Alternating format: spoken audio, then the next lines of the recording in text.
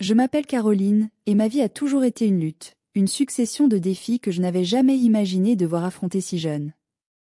Tout bascula une nuit fatidique où le téléphone a brisé le calme de notre maison. Ce son, je m'en souviens comme si c'était hier. La voix au bout du fil était distante, presque déshumanisée. Je suis désolée de vous annoncer que vos parents ont été victimes d'un accident.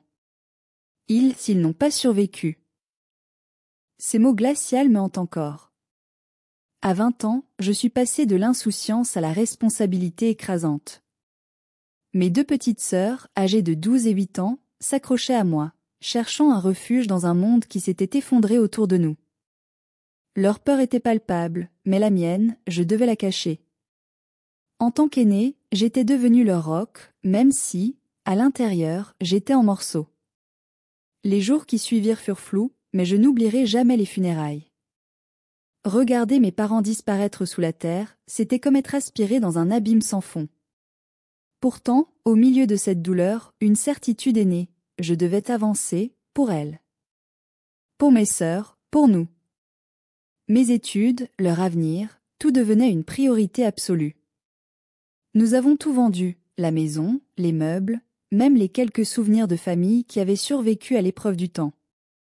Les dettes laissées par mes parents ne nous laissaient pas le choix. Avec ce qu'il restait, une décision s'imposait, quitter notre village pour la ville, là où je pourrais travailler, poursuivre mes études, et offrir une chance à mes petites sœurs.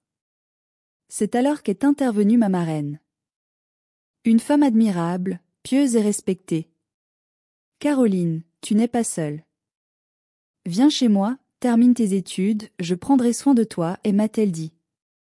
Ces paroles étaient comme un baume sur mes blessures. Avec l'espoir d'un nouveau départ, j'ai accepté.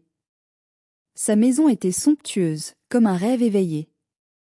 Deux hauts plafonds, des pièces baignées de lumière, et un jardin qui ressemblait à une œuvre d'art. Elle, ma marraine, semblait tout droit sortie d'un roman. Elle était douce, encourageante, presque parfaite. Mais les apparences sont parfois trompeuses. Ce que je ne savais pas encore, c'est que derrière ces murs élégants se cachait une réalité bien plus sombre. Mon espoir allait bientôt se heurter à une vérité cruelle, transformant ce refuge en un lieu où l'innocence allait se briser. Les premiers jours dans la maison de ma marraine ressemblaient à une parenthèse enchantée. Enfin, je pouvais respirer, loin des soucis incessants. Elle s'assurait que tout soit parfait pour moi. Tu es ici chez toi, Caroline. Concentre-toi sur tes études, c'est tout ce que je veux, et me disait-elle souvent, son sourire chaleureux illuminant son visage. La maison était impressionnante, presque démesurée. Ma chambre, lumineuse et soigneusement décorée, était un véritable cocon de tranquillité. J'avais même un bureau rien qu'à moi, un luxe que je n'aurais jamais imaginé. Mes journées se déroulaient entre l'université, mes révisions, et des appels à mes petites sœurs de 12 et 8 ans. Elles me manquaient terriblement, mais je gardais en tête mon objectif, leur offrir un futur meilleur. Son mari, lui, était beaucoup plus réservé. Un homme dans la quarantaine, toujours impeccable, avec une réputation irréprochable dans la communauté grâce à son implication à l'église. Il parlait peu, mais lorsqu'il le faisait, ses mots étaient toujours mesurés, presque solennels. Je le voyais comme une figure d'autorité calme et respectable, tout comme ma marraine. Mais tout bascula lorsque ma marraine m'informa de son départ.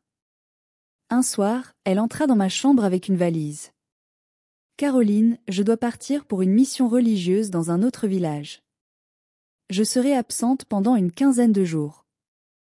Mais ne t'en fais pas, mon mari sera là pour veiller sur toi et s'assurer que tout se passe bien. » Je n'avais aucune raison de m'inquiéter. Après tout, elle avait toute confiance en lui, et je partageais cette confiance. Au début, tout semblait normal. Je restais plongée dans mes études et m'occupais de la maison comme elle me l'avait demandé. Mais rapidement, des choses commencèrent à me troubler. Son mari, habituellement si distant, se montrait soudainement plus présent.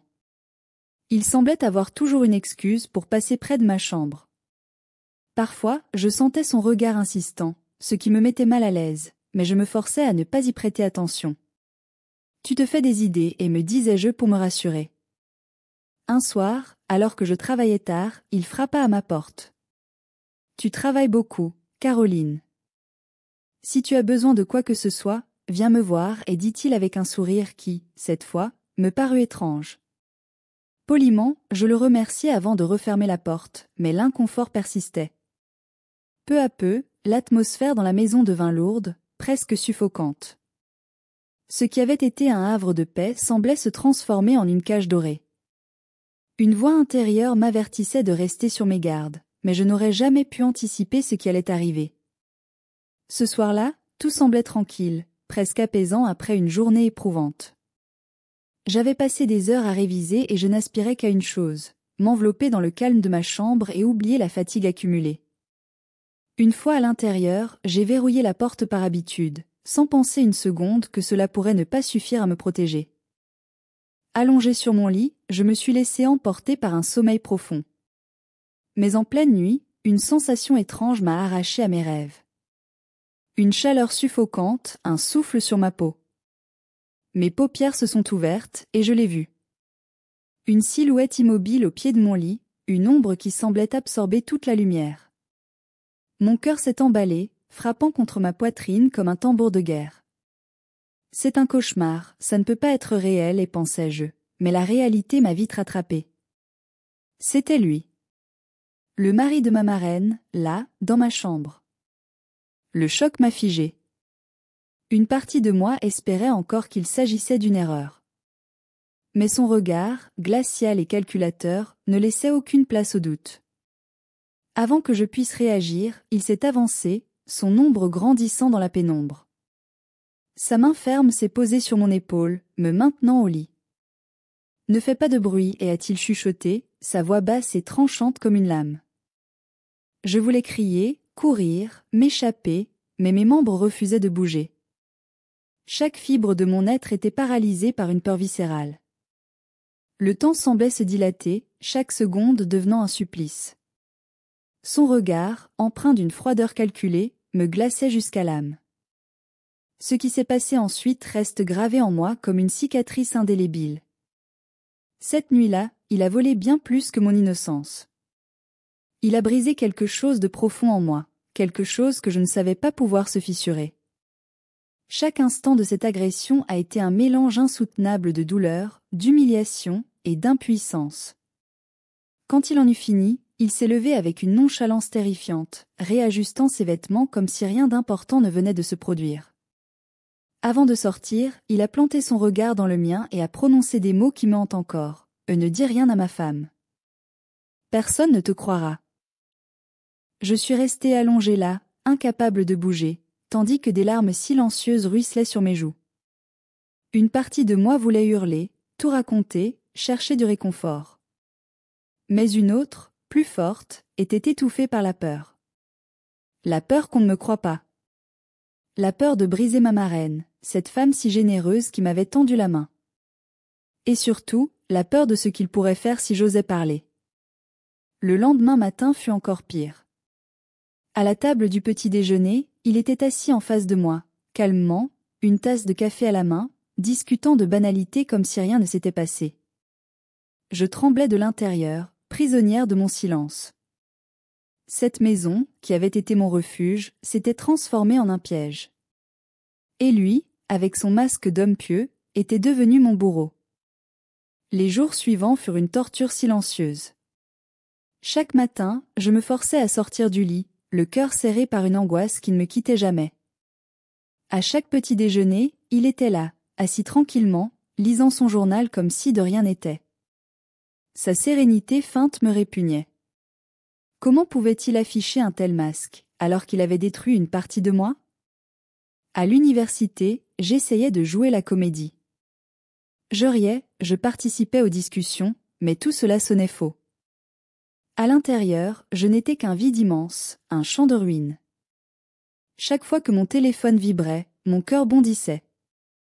Peut-être était-ce ma marraine, m'annonçant son retour? Mais ce n'était jamais elle. Les jours s'étiraient, interminables, et son absence devenait un gouffre.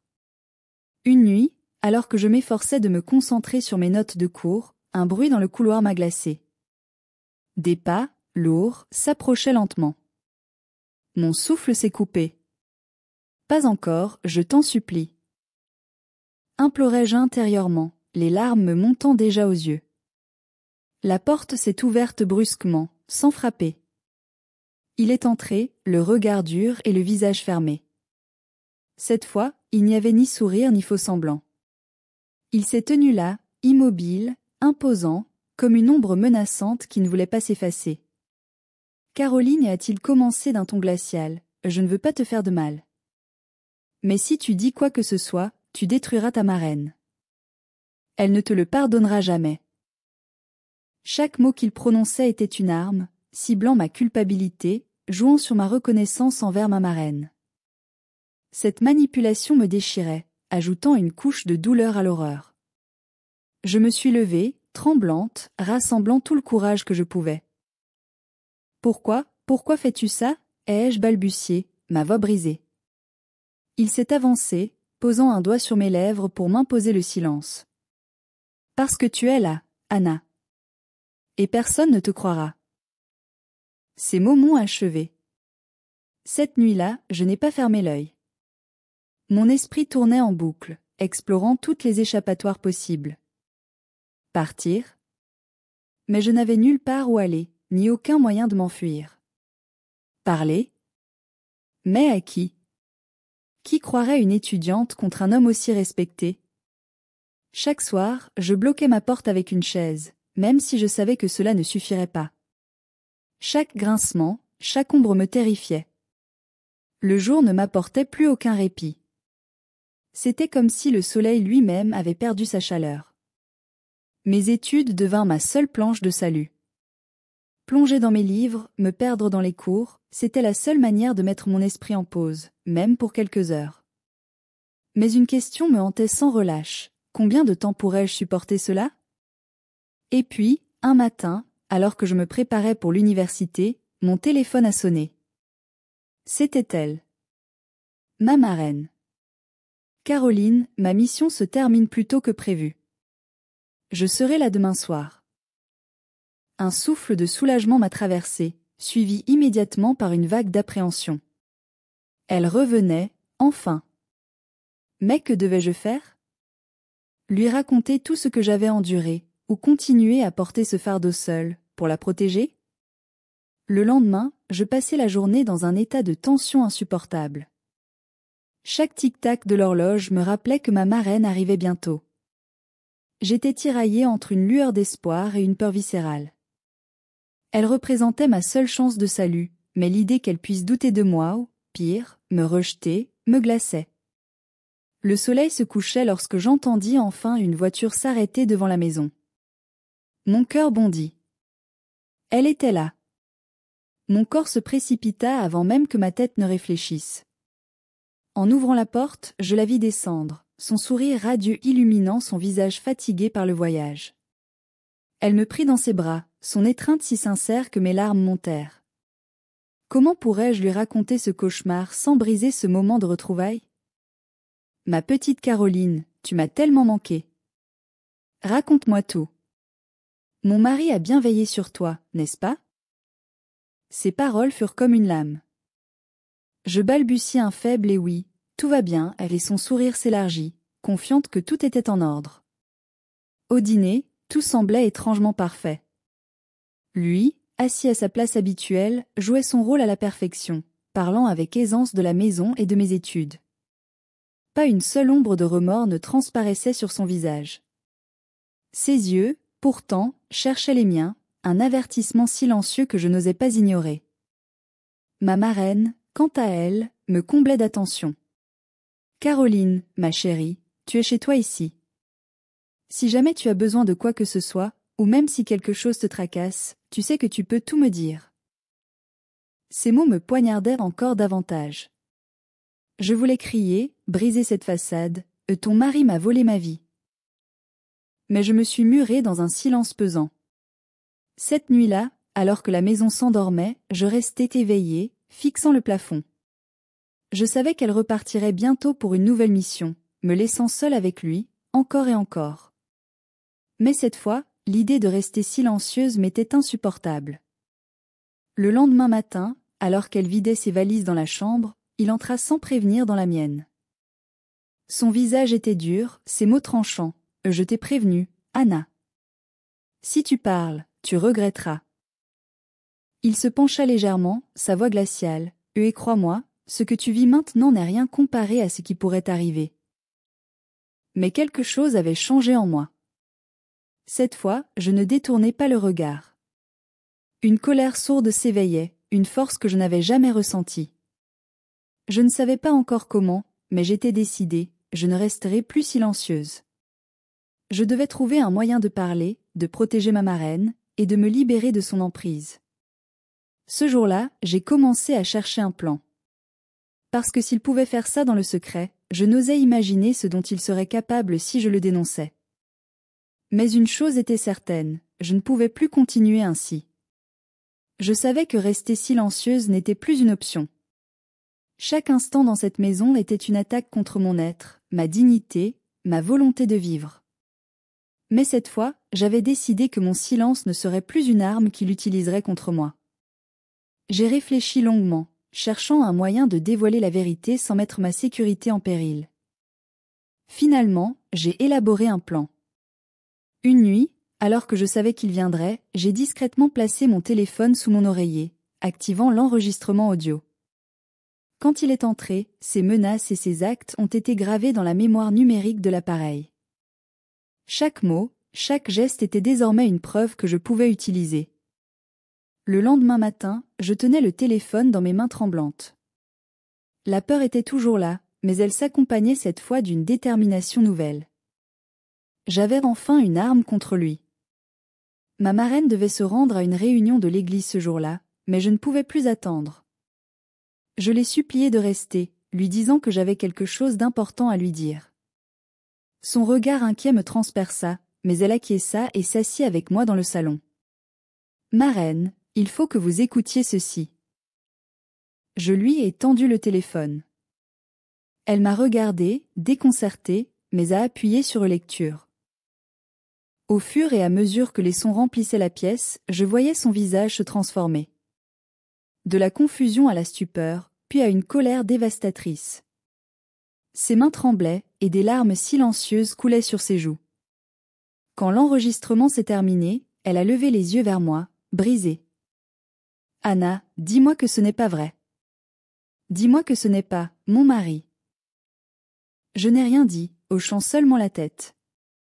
Elle a bondi de sa chaise, le visage marqué par une rage et une douleur profonde, et est montée à l'étage. J'ai couru derrière elle, craignant qu'elle perde le contrôle. En entrant dans leur chambre, elle le trouva tranquillement assis sur le lit, plongé dans un livre.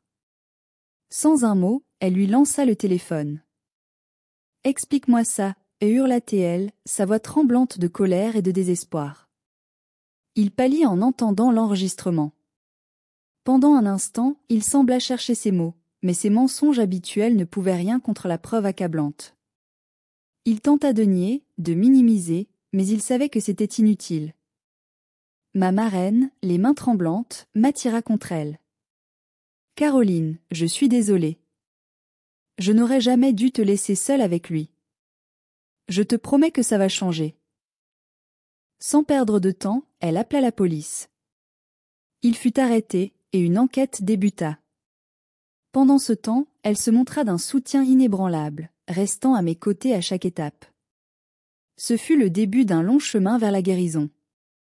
Ce que j'avais perdu ne pouvait être remplacé, mais pour la première fois, je sentais que j'avais repris le contrôle de ma vie. Une lumière, faible mais persistante, brillait au bout du tunnel, me guidant vers un avenir où la peur n'aurait plus sa place.